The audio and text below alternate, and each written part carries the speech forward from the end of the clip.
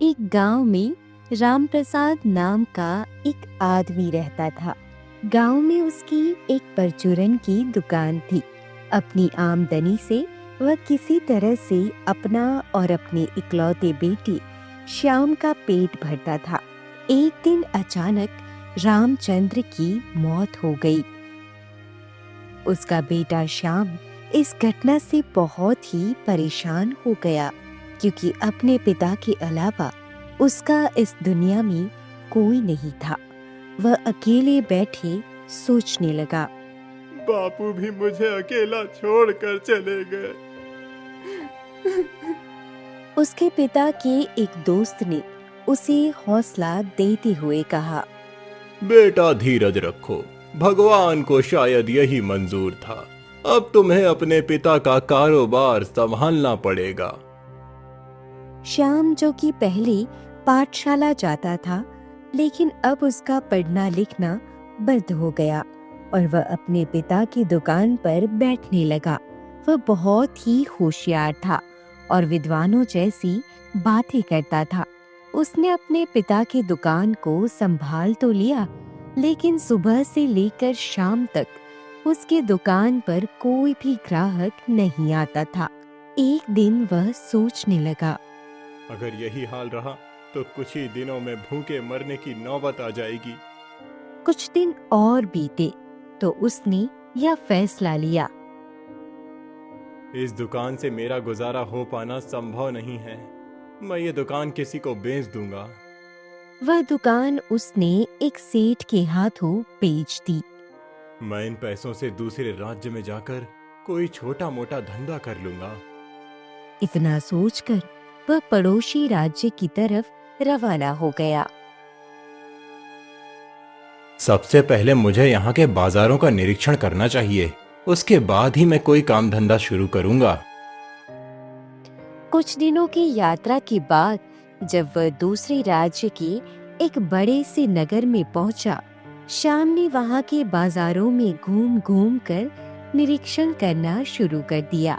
जब वह यह सब कुछ पता लगा रहा था तो उसने महसूस किया कि यहाँ पर तो बहुत ही महंगाई है और मेरे पास जितने भी पैसे थे उनसे कोई भी धंधा शुरू नहीं किया जा सकता। काफी सोच विचार करने के बाद उसने दिमाग लगाया और एक अजीब सी तरकीब उसे सूझी। उसने बाजार में एक दुकान किराए पर ले ली और उसके ऊपर बड़े बड़े अक्षरों में लिखवा दिया, बुद्धि की दुकान। बाजार में कुछ लोग उसकी दुकान के आगे खड़े होकर उसका मजाक उड़ाने लगे और कहने लगे, भला बुद्धि भी कहीं बिकती है? कितना बेवकूफ आदमी है ये, आखिर इसकी बुद्धि खरीदेगा कौन? श्याम ऊंची ऊंची आवाजें लगाने लगा, सुनो मेरे भाइयों सुनो, बुद्धि की जरूरत किसी को भी पड़ सकती है, चाहे वो छोटा बच्चा हो या कोई बड़ा आदमी। लेकिन एक दिन वो जरूर आएगा जब मैं सभी से अपनी बुद्धि का लोहा मनवा कर रहूंगा। सुनो सुनो सुनो। असल में श्याम अपनी धुन का पक्का था। लोगों के इस मजाक का उस पर रत्ती भर भी असर नहीं हुआ और वह उसी तरह से आवाजें लगाता रहा, यहाँ तक कि उसकी दुकान की चर्चा सारे नगर में होने लगी थी। लोग एक दूसरे से कहने लगे, आजकल हमारे शहर में एक बुद्धि का व्यापारी आया हुआ है। ऐसा व्यापारी तो मैंने अपने जीवन में पहली बार देखा और पहली बार सुना। मजाक में लोग बातें करते हैं। अगर मुझे कभी बुद्धि की जरूरत पड़ी तो मैं उसके पास जरूर जाऊंगा। मजाक में लोग बातें करते। पूरे हफ्ते में सिर्फ 2 रुपए की ही दुकानदारी हुई थी, लेकिन श्याम निराश नहीं हुआ। उसने चिंता नहीं की। एक ना एक दिन मेरा काम अवश्य चलेगा।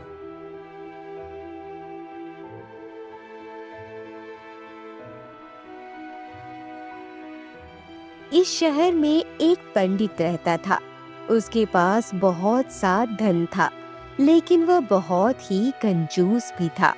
उसके लड़के का नाम चंद्रमणि था जो दिमाग से बहुत ही सीधा था। यह भी नहीं था कि वह कुछ समझता नहीं था। एक दिन सुबह के समय वह अपने घर के बरामदे में मिट्टी खोदने में लगा हुआ था, क्योंकि कल ही उसके पिता ने किसी बात का उदाहरण देते हुए उससे कहा था, बेटा, हमें बुद्धि की खेती करनी चाहिए, तभी हम अक्लमंद कहलाएंगे। अपने बेटे को मिट्टी खोदते हुए देखकर उसके पिता ने कहा, अरे बेवकूफ, तू ये क्या कर रहा है? पिताजी, मैं बुद्धि की खेती कर रहा हूँ ताकि आप और मैं इस दुनिया के सबसे बड़े अक्लमंद कहलाएं। हे भगवान, पता नहीं कब इसकी बुद्धि की फसल पकेगी। एक दिन जब चंद्रमणि किसी काम से बाजार में जा रहा था, वह श्याम की दुकान के सामने से निकला। उसने वहाँ पर लिखा हुआ देखा, बुद्धि की दुकान, तो सोचने लगा, क्यों ना मैं भी भाव पूछ लूं। अगर कुछ सस्ती मिलेगी तो मैं अपने लिए और पिताजी के लिए ढेर सारी बुद्धि खरीद लूंगा। उसने श्याम से जाकर पूछा, अकल कितने की दी है? बुद्धि कितने की है श्रीमान जी? मैं बुद्धि तौल कर नहीं देता। हाँ, तुम जितना कहोगे उतने की दे दूंगा। अब चंद्रमणि सोच में पड़ गया। मैं कितने की बुद्धि खरीदूं? कुछ समझ में नहीं आ रहा है। कहीं ऐसा ना हो कि महंगी खरीदने पर बापू मुझे डांटने लगे। हाँ, क्यों ना पहले सिर्फ एक आने की ही खरीदी जाए। अगर बापू ने इसे सस्ता कहा तो मैं और लेकर आऊंगा। यहाँ पर अकल कौन सी कम हो जाएगी। चंद्रमणि ने एक आना निकालकर तुरंत श्याम को दे दिया। लो भाई, फिलहाल मुझे एक आने की ही दे दो। अगर आवश्यकता पड़ी तो मैं फिर से ले जाऊंगा। ठीक है, जैसा तुम ठीक समझो। श्याम ने एक आना अपनी जेब में रखा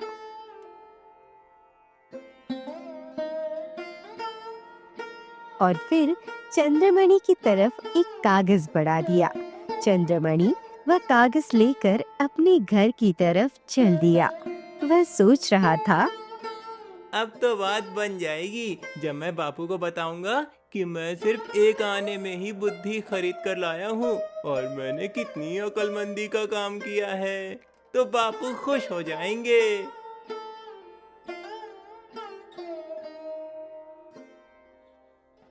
वह घर पहुंचकर तुरंत अपने पिता के पास जाकर बोला, बापू, ये देखो, मैं एक आने में बुद्धि खरीद कर लाया हूँ।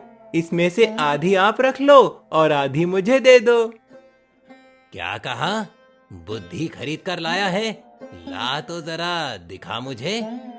जब उसके पिता ने वह कागज देखा तो उस पर कुछ शब्द लिखे हुए थे। जब दो व्यक्ति कहीं पर लड़ाई कर रहे हों तो उन्हें खड़े होकर देखना बुद्धिमानी नहीं है। यह पढ़कर पंडित गुस्से में आ गया और चंद्रमणि से कहने लगा, अरे मूर्ख निकम्मे, तूने एक आना कुएं में डाल दिया। भला ये कौन नहीं जानता कि दो व्यक्तियों की लड़ाई को खड़े होकर देखना ठीक बात नहीं है। अपने मूर्ख बेटे को मारने पीटने और डांटने के बाद पंडित दौड़ता हुआ श्याम की दुकान पर आ गया और कहने लगा, अरे बेईमान, तूने मेरे बेटे को मूर्ख समझकर ठग लिया। मेरे पैसे वापस कर, नहीं तो मैं सिपाहियों को खबर करता हूँ। आप बेकार में ही गुस्सा कर रहे हैं श्रीमान जी। आपका बेटा अपनी इच्छा से बुद्धि खरीद कर गया था। अगर आप फिर भी चाहते हैं तो मेरी चीज मुझे वापस कर दीजिए। आपके पैसे आपको मिल जाएंगे।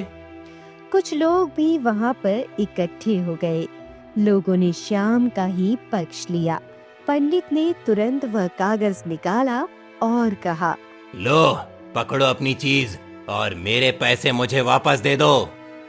पंडित पैसे लेकर अपने घर की तरफ वापस चल दिया।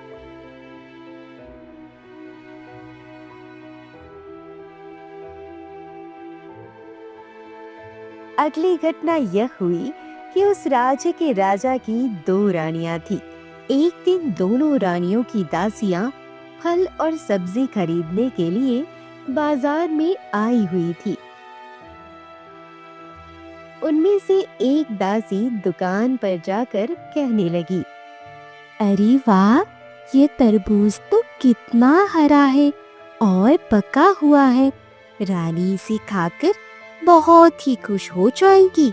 मैं पहले यही खरीद लेती हूँ। वह दुकानदार से कहने लगी, अरे भैया, ये तरबूज कितने का दिया? सिर्फ 2 आने का बहन जी। अच्छा, ठीक है, लाओ इसे मुझे दे दो। पर इससे पहले कि दुकानदार पैसे लेकर तरबूज उसे देता, इतने में ही दूसरी दासी की नजर उस तरबूज पर पड़ी। वह तुरंत बोली, ठहरो भाई, यह तरबूज तुम मुझे दे दो। इससे पहले कि दुकानदार कुछ और बोल पाता, उस दूसरी दासी ने 3 आने दुकानदार के हाथ पर रख दिए। तो पहली दासी ने कहा, नहीं भाई, मैं पहले आई हूँ। हमारी बात पहले ही हो चुकी है, इसलिए तुम यह तरबूज मुझे दे दो। नहीं, यह नहीं हो सकता। मैंने इससे पहले ही तुम्हें तरबूज के पैसे दे दिए थे। यह तरबूज अब मेरा हो गया है। दुकानदार सोच भी पड़ गया। ये सब क्या माजरा है? ये दोनों लड़ने लगी, कहीं मामला मार पिटाई तक ना पहुंच जाए। मुझे एक तरफ हो जाना चाहिए। क्योंकि सबको पता था कि दोनों रानियों की आपस में बिल्कुल नहीं बनती थी, तो उनकी दासियों की कैसे बनती। वह तुरंत वहां से खिसक गई। यहाँ पर दोनों दासियों की लड़ाई हो रही थी। आज तो मैं तुम्हारी बाल ही उखाड़ दूंगी। हाँ, मैं भी तुम्हें भूतनी बना दूंगी। और अब यह हुआ कि पंडित जी का बेटा चंद्रमणि बाजार से गुजर रहा था। उसने जब दोनों औरतों को लड़ते हुए देखा तो सोचा, इन दोनों औरतों की आपस में लड़ाई क्यों हो रही है? पता करना चाहिए। एक तो चंद्रमणि था ही मूर्ख, दूसरा वह उनके नजदीक ही खड़ा होकर उनकी लड़ाई देखने लगा और उनकी बातें सुनने लगा। अचानक उन दोनों दासियों की नजर चंद्रमणि पर पड़ गई। दोनों उसकी तरफ आई और बोली, सुनो लड़की, तुम हमारे गवाह हो। बीच बाजार में इसने जो मेरी बेइज्जती की है, उसकी गवाही तुमको ही देनी पड़ेगी। सुनो लड़के, तुम मेरे भी गवाह हो। भगवान के वास्ते तुमको रानी के सामने सारी बात सच सच बतानी पड़ेगी। मूर्ख चंद्रमणि को कुछ भी समझ में नहीं आ रहा था। उसने अपना सिर हिला दिया और वहां से चला गया। जब दोनों दासियां और चंद्रमणि दुकान से चली गई, तो दुकानदार अपनी दुकान पर वापस आ गया और कहने लगा, ये तो अच्छा हुआ, अगर मैंने लड़ाई ना देखने की अकल के व्यापारी श्याम से न खरीदी होती तो आज मैं चंद्रमणि की जगह पर फंस गया होता। अब ये चंद्रमणि जरूर किसी मुसीबत में फंसेगा। उन दोनों दासियों ने अपनी अपनी रानियों के पास जाकर शिकायत की। तो दोनों रानियों ने चंद्रमणि के पास अपना संदेश पत्र के रूप में भेजा। एक पत्र बड़ी रानी की तरफ से लिखा गया था। उसमें लिखा था, अगर तुमने मेरी दासी के पक्ष में गवाही ना दी तो तुम्हारे लिए अच्छा नहीं होगा। और छोटी रानी के पत्र में भी लिखा था, तुम्हें मेरी दासी के पक्ष में ही गवाही देनी होगी, नहीं तो तुम कुत्ते की मौत मारी जाओगे। अब तो चंद्रमणि संकट में फंस गया। पिता और पुत्र ने यह सलाह की, अब हमें अकल का व्यापारी धर्मपाल ही इस मुसीबत से निकाल सकता है और उसी से जाकर सलाह लेनी चाहिए, क्योंकि जो अकल उसने लिखकर दी थी वो गलती चंद्रमणि ने कर दी है। इसलिए वह दोनों श्याम के पास आ गए। पंडित ने सारा हाल सुनाया। सुनकर श्याम ने कहा, मैं सलाह तो दे दूंगा, लेकिन अब 10 रुपए लगेंगे। मुझे मंजूर है, ये लो 10 रुपए। श्याम ने चंद्रमणि से कहा। सुनो, तुम राजा के सामने पागल जैसे बन जाना, और जब वो तुमसे कुछ पूछे तो उल्टा सीधा बोलते हुए ऊट पटांग बातें करते रहना। चंद्रमणि ने उसकी बात मान ली और उसके पिता भी इस बात पर सहमत हो गए। उसके बाद पिता और पुत्र दोनों खुशी खुशी अपने घर वापस आ गए। दूसरे दिन चंद्रमणि को दरबार में बुलाया गया।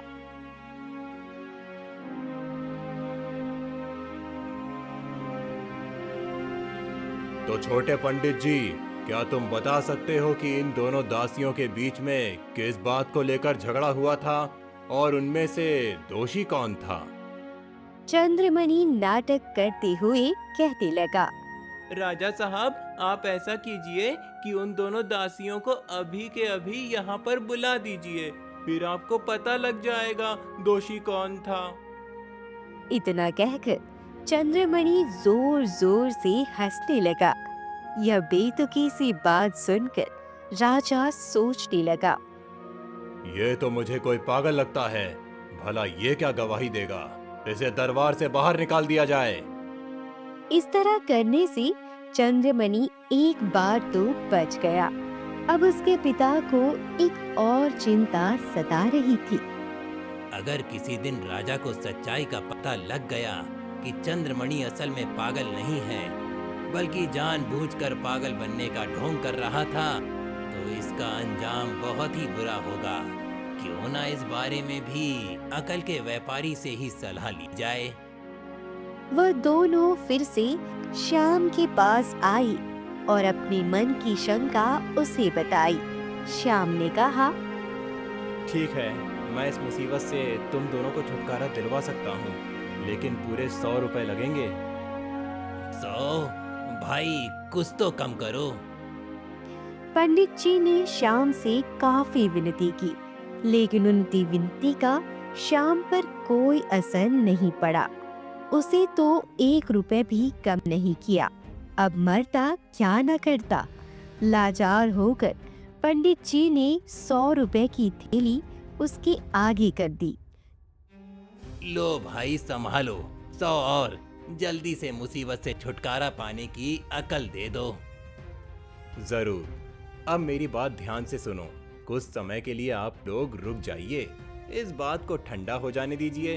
फिर किसी दिन राजा के पास जाकर सब कुछ सच सच बता देना। इसी तरह से तुम इस मुसीबत से छुटकारा पालोगे। किसी कारण से ही धर्मपाल ने ये कहा होगा, क्योंकि अब उसकी अक्ल की दुकान काफी मशहूर हो चुकी थी। दूर दूर से लोग आकर उसकी सलाह लेते थे। पंडित ने कहा, ठीक है धर्मपाल जी, जैसा आप कहो हम वैसा ही करेंगे। इसके बाद दोनों बाप बेटा घर वापस आ गए और फिर 2 महीने के बाद एक दिन मौका देखकर चंद्रमणि राजा के पास पहुंचा और डरते डरते उसने सारी बात राजा को सच सच बता दी। राजा खुश होकर कहने लगा, बेटा, मैं तुम्हारी अक्लमंदी से बहुत ही खुश हूँ। सचमुच, अगर तुमने उस दिन पागलपन का ढोंग नहीं किया होता तो तुम एक ना एक रानी के गुस्से का शिकार बन जाते। जाओ, मैंने तुम्हें माफ किया। राजा को खुश देखकर चंद्रमणि ने श्याम के बारे में भी राजा को सब कुछ बता दिया। राजा उसकी बातें सुनकर बोला, अच्छा, अगर तुम्हारी कही बात सच है तो सचमुच वो आदमी बहुत ही अक्लमंद है। मैं भी उससे अकल खरीदूंगा। अब तुम जा सकते हो।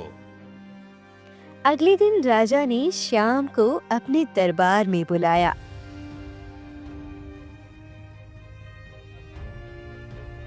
श्याम हाजिर हुआ। राजा ने कहा, सुनो भाई बुद्धि के व्यापारी, मैंने तुम्हारी बहुत ही चर्चा सुनी है। क्या तुम मुझे भी बुद्धि बेच सकते हो? जरूर महाराज, लेकिन मैं उसकी कीमत 500 स्वर्ण मुद्राओं के रूप में आपसे लूंगा। राजा ने तुरंत खजांची को बुलाकर श्याम को 500 स्वर्ण मुद्राएं दे दी। स्वर्ण मुद्राओं की थैली लेने के बाद श्याम ने एक कागज पर कुछ लिखा और वह कागज राजा की तरफ बढ़ा दिया। उस पर लिखा था, बिना सोचे समझे और बिना अच्छी तरह विचार किए कोई भी काम नहीं करना चाहिए। किसी की भी बात नहीं माननी चाहिए। बहुत खूब, मैं तुम्हारी दी गई सलाह से बहुत ही खुश हूँ। श्याम, अगर आवश्यकता पड़ी तो मैं तुमसे और भी बुद्धि खरीदूंगा। अब तुम जा सकते हो। धन्यवाद कहकर श्याम वहां से चला गया। श्याम अपनी दुकान पर वापस आ गया। दूसरी तरफ राजा ने श्याम के उस शिक्षा वाले पत्र को अपने पलंग के पास ही रख लिया था। वह सोच रहा था, वाह, क्या अकल की बात कही उस आदमी ने। कुछ दिन बीते।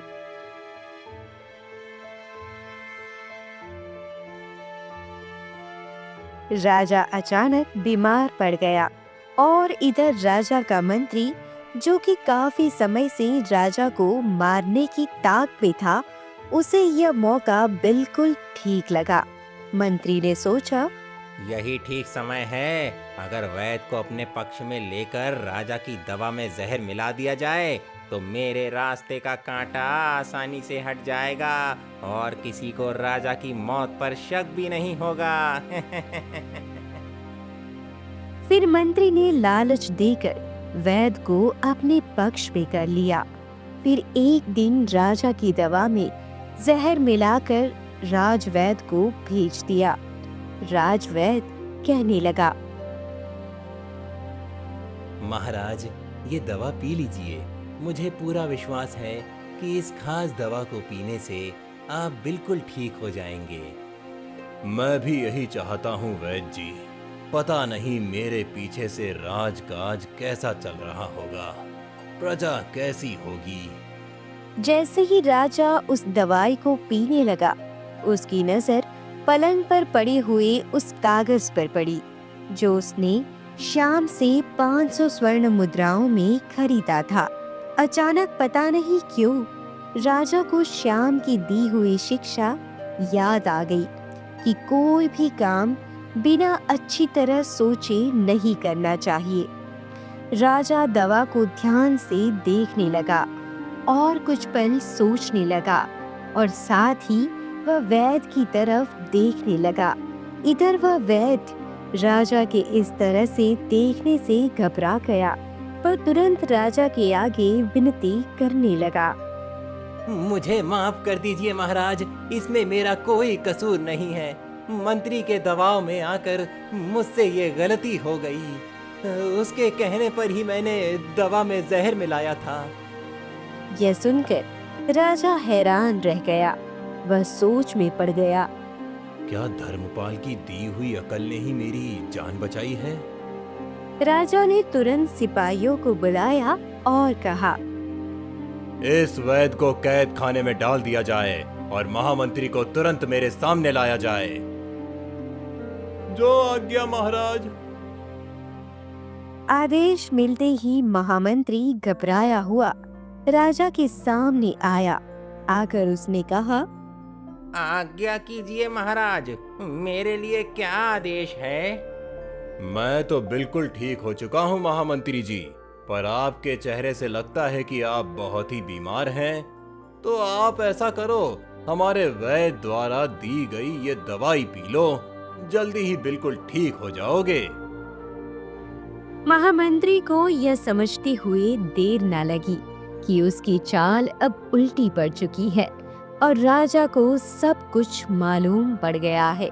वह तुरंत बोला, मुझे माफ कर दीजिए महाराज, मुझसे बहुत बड़ी गलती हो गई। नहीं, तुम्हारे जैसे गद्दार और जहरीले सांपों को मैं माफ नहीं कर सकता। सिपाहियों, ले जाओ इसे और बीच चौराहे में जाकर इसकी गर्दन उतार दो। महाराज, दया कीजिए महाराज। सिपाही मंत्री को पकड़कर ले गए। उसके बाद राजा ने श्याम को संदेशा भेजा। श्याम आया तो राजा ने कहा, तुम्हारी दी हुई अकल से आज मैं मरते मरते बचा हूँ। शायद इसीलिए मैं तुमसे बहुत ही खुश हूँ। मेरे पास महामंत्री जी का पद खाली है और मैं चाहता हूँ कि आज से तुम ये पद संभालो। महाराज, मैं इतने बड़े पद के लायक तो नहीं हूँ, फिर भी मैं आपको भरोसा दिलाता हूँ कि मैं आपके सम्मान और विश्वास को कभी ठेस नहीं पहुँचने दूंगा। इस तरह से श्याम राजा का महामंत्री बन गया और आराम से अपना जीवन बिताने लगा। अब श्याम महामंत्री बनकर राजा के दरबार में आने लगा और दरबार में न्याय के लिए पेश होने वाले सभी फरियादियों के मामलों को सुनकर न्याय संगत फैसले देने लगा। उसकी अक्लमंदी और समझदारी से दिए हुए फैसलों से हर कोई संतुष्ट था। धीरे धीरे पूरे राज्य में महामंत्री श्याम की बुद्धि और उसकी अक्लमंदी की चर्चा होने लगी। इसी राज्य में एक और घटना घटी। उस नगर में चंदनदास नाम का एक मशहूर जौहरी रहता था। उसकी उम्र लगभग 60 वर्ष की हो चुकी थी, लेकिन वह बिल्कुल तंदुरुस्त था। उसके दिल में विचार आया, इससे पहले कि मैं बहुत ही ज्यादा बूढ़ा हो जाऊं, मुझे तीर्थ यात्रा कर लेनी चाहिए। पता नहीं तीर्थ यात्रा में मुझे कितने महीने लग जाएं, और इस समय राज्य में चोरियां भी बहुत हो रही हैं। ऐसी हालत में अपने कीमती हीरे दुकान में छोड़कर जाना जोखिम भरा हो सकता है। मुझे अपने कीमती हीरों की सुरक्षा के लिए क्या करना चाहिए? वह यह अभी सोच ही रहा था कि उसके मन में एक तरकीब आई। उसने अपने घर से एक अचार का बर्तन लिया और सोचने लगा, मैं अपने सारे कीमती हीरे इस अचार के बर्तन में छिपा देता हूँ। भला अगर चोर आ भी गए तो अचार के बर्तन को कौन चोरी करेगा? वाह चंदन दास, तेरी अकल का तो कोई जवाब ही नहीं। लेकिन फिर उसे ख्याल आया कि अभी कुछ ही दिन पहले उसके पड़ोस में चोरी हुई थी, तो चोर खाने पीने की वस्तुएं भी चुरा कर ले गए थे। अब वह सोचने लगा, इस अचार के बर्तन को किसी सुरक्षित जगह पर रखना चाहिए। अभी वह यह सोच ही रहा था, ठीक उसी समय वहाँ पर एक आदमी आया जिसका नाम था चूनालाल। वह जौहरी चंदनदास का पुराना मित्र था। उसने आकर जौहरी का हाल चाल पूछा और उसके हाथ में अचार का बर्तन देखकर कहने लगा, अरे चंदन, क्या तुम हीरों के साथ साथ अचार का भी व्यापार करने लगे? यह सुनकर चंदन सोच में पड़ गया। फिर उसके दिमाग में एक विचार आया। वह सोचने लगा, क्यों ना मैं ये बर्तन चूना वाला के पास रख दूं? वैसे भी सब लोग जानते हैं कि उसके पास चोरी करने लायक कुछ भी नहीं है। यह सोचकर चंदन कहने लगा, चूनालाल, मैं तुम्हारी ही याद कर रहा था। मुझे तुम्हारी सहायता चाहिए। असल में अभी अभी मेरी माँ ने बड़े ही प्यार से मेरे लिए अचार का बर्तन भेजा है और मुझे तीर्थ यात्रा के लिए निकलना है, जिसमें 5 से 6 महीने लग जाएंगे। पिछली बार जब मैं अचार का बर्तन घर छोड़कर गया था तो चूहों ने अचार का बर्तन तोड़ दिया था। तो क्यों ना जब तक मैं वापस आऊं तुम ये बर्तन अपने पास संभाल कर रख लो। बस इतनी सी बात, मैं इस बर्तन को अच्छी तरह से संभाल कर रखूंगा। जौहरी ने धन्यवाद करते हुए चूनालाल को वह बर्तन सौंप दिया। चूनालाल वह बर्तन लेकर अपने घर चला आया। इधर जौहरी चंदनदास बेफिक्र होकर अपनी तीर्थ यात्रा पर निकल गया। देखते ही देखते 6 महीने बीत गए और चंदनदास अपनी यात्रा पूरी करके अपने घर वापस आ गया। आते ही उसने यह फैसला किया। सबसे पहले चूना लाल के पास जाकर अपना अचार ले लूं, मतलब कि अपने हीरे उससे ले लूं। वह तुरंत चूनालाल के घर गया। चूनालाल ने जब उसे देखा तो हैरान होते हुए कहने लगा, अरे भाई चंदन, कब वापस आए? बस आज ही आया हूँ। अच्छा, वैसे मेरा अचार वाला बर्तन? चूनालाल खुश होकर कहने लगा, हाँ भाई, वो तुम्हारी अमानत है। जैसे तुमने दिया था मैंने वैसा ही रखा हुआ है। यह कहकर उसने अचार वाला बर्तन जौहरी चंदन को दे दिया। चंदन दास ने बर्तन को बड़े ही ध्यान से देखा, उसे जांचा और फिर चूनालाल का धन्यवाद करते हुए अपने घर वापस आ गया, क्योंकि वह बर्तन चूनालाल के सामने नहीं खोल सकता था। इसलिए जैसे ही वह घर वापस आया, उसने अचार के बर्तन को पलटकर देखा। ये क्या? इसमें तो सिर्फ अचार है। मेरे हीरे कहाँ पर गए? जरूर उस चूना लाल ने इसमें से हीरे निकाल लिए होंगे और मुझे चूना लगा दिया। वह तुरंत गुस्से से भरा हुआ चूनालाल के घर पहुंचा और पूछने लगा, चूना लाल, इस अचार के बर्तन में तो सिर्फ अचार ही निकला है। चूनालाल हंसते हुए कहने लगा, भाई चंदन, अचार के बर्तन में से अचार नहीं तो क्या हीरे मोती निकलेंगे? यह सुनकर जौहरी खींच गया और बोला, झूठ मत बोलो। इस बर्तन में अचार की परत के नीचे मैंने हीरे रखे हुए थे, वो कहाँ गए? अब तो चूनालाल भी गुस्से में आ गया और बोला, एक तो मैंने ये बर्तन अपने पास रखा तुम्हारी सहायता की, ऊपर से तुम मुझ पर इतना बड़ा चोरी का इल्जाम लगा रहे हो। तुम्हारे पास क्या सबूत है कि अचार के अंदर हीरे भी थे? सबूत? वो तो अब मैं राजा के दरबार में ही दूंगा। चलो मेरे साथ।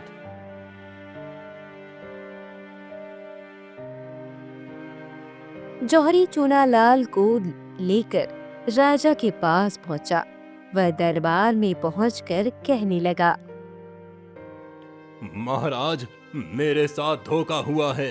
बात यह है कि इस चूना लाल ने मुझे चूना लगाया है। यह कहकर जौहरी चंदन ने सारी बात राजा को बता दी और फिर आखिर में कहा, महाराज, जब मैंने घर आकर ये बर्तन पलटा तो देखा कि इसमें हीरे नहीं थे।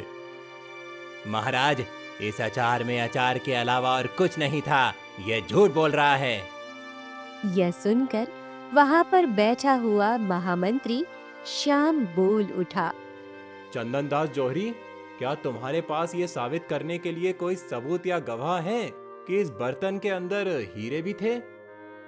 नहीं महामंत्री जी, वो तो मेरे पास नहीं है, पर मुझे विश्वास है कि आप मुझे न्याय देंगे। किस बात का इंसाफ? बिना सबूत के हम किसी नतीजे पर नहीं पहुंच सकते। जाओ, घर जाकर अपना अचार खाओ। यह सुनकर जैसे चंदन की सारी उम्मीद टूट गई और चूनालाल मन ही मन सुख की सांस लेने लगा। उसके चेहरे पर एक मुस्कुराहट सी आ गई। वो मन ही मन कहने लगा, चलो अच्छा ही हुआ, बला टली। इधर महामंत्री श्याम चूनालाल के चेहरे के हाव भाव को बड़े ही ध्यान से देख रहा था।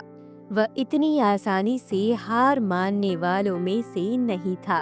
कुछ सोचकर महामंत्री ने कहा, महाराज, सबूत ना होने के कारण किसी अपराधी को छोड़ा नहीं जा सकता। तो ठीक है, तुम ही साबित कर दो कि हीरे कहाँ पर हैं। बिल्कुल महाराज, मैं इस काम के लिए अपने रसोइये को बुलाने की आज्ञा चाहता हूँ।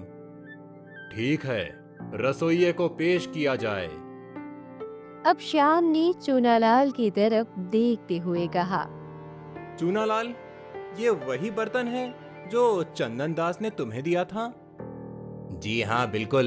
देखिए, जैसा था बिल्कुल वैसा ही है। क्या तुमने इसमें से अचार चखा था? नहीं नहीं, ये आप क्या कह रहे हैं? मैंने तो इस बर्तन की तरफ वापस मुड़कर देखा तक नहीं। तो फिर अपने बयान पर कायम रहना। रसोइये महाशय, क्या तुम ये अचार थोड़ा सा चख सकते हो? रसोइये ने वह अचार चखा और बोला, ये अचार तो बहुत ही बढ़िया है।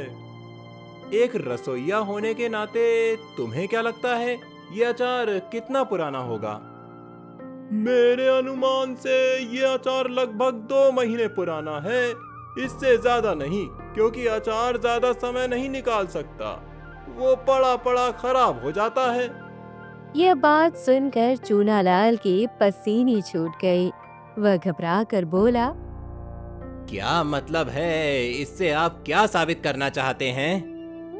जैसा कि हम सब जानते हैं कि चंदन दास जौहरी ने ये बर्तन लगभग 6 महीने पहले चूनालाल को दिया था। अगर चूनालाल ने इस बर्तन को ना ही छुआ और ना ही देखा, तो फिर इसमें 2 महीने पुराना अचार कैसे आ गया? इसका सीधा सा अर्थ ये है कि इस अचार का बर्तन लगभग 1.5 या 2 महीने पहले बदला गया है। मतलब कि चूनालाल ने जौहरी को चूना लगाया है। यह सुनकर चूनालाल को समझ में आ गया कि उसकी चोरी पकड़ी गई है। अब सच बता दो चूनालाल, नहीं तो हमारे पास सच उगलवाने के और भी बहुत से तरीके हैं। मुझे माफ कर दो महाराज, असल में मेरा हीरे चोरी करने का कोई इरादा नहीं था, ना ही मुझे ये पता था कि इस अचार के बर्तन में हीरे हैं। दरअसल उस दिन मेरे घर में अचार खत्म हो गया था और मैंने सोचा कि अचार के बिना दाल चावल खाने का क्या मजा। फिर अचानक मुझे याद आया कि चंदन के दिए हुए अचार के बर्तन में से एक अचार का टुकड़ा ले लूं, इससे क्या फर्क पड़ेगा। लेकिन जब मैंने बर्तन हिलाया और चम्मच से थोड़ा सा अचार निकाल कर देखा तो उसमें से हीरा निकल आया। ये देखकर मेरे मन में लालच आ गया और मैंने वो बर्तन वहीं पर पटक दिया। उसमें कई हीरे निकले। मैंने सोचा कि मेरी तो किस्मत जाग गई। अब क्योंकि पुराना अचार मैं पलटा चुका था और इसी वजह से वो अचार खराब हो चुका था, तो मैंने उस बर्तन में नया अचार डाल दिया। मुझे माफ कर दीजिए महामंत्री जी, माफ कर दीजिए। ठीक है, अब चुपचाप जौहरी चंदन दास के सारे हीरे वापस कर दो। अगर आगे से तुमने किसी को चूना लगाया तो तुम्हारी खैर नहीं। इस तरह से महामंत्री श्याम की चतुराई देखकर वहां पर मौजूद सभी लोग उसकी प्रशंसा करने लगे। राजा की नजरों में अब श्याम की इज्जत पहले से भी ज्यादा बढ़ चुकी थी। आगे चलकर श्याम कई सालों तक राजा का महामंत्री बना रहा और इस तरह से उसने अपने राज्य की सेवा की।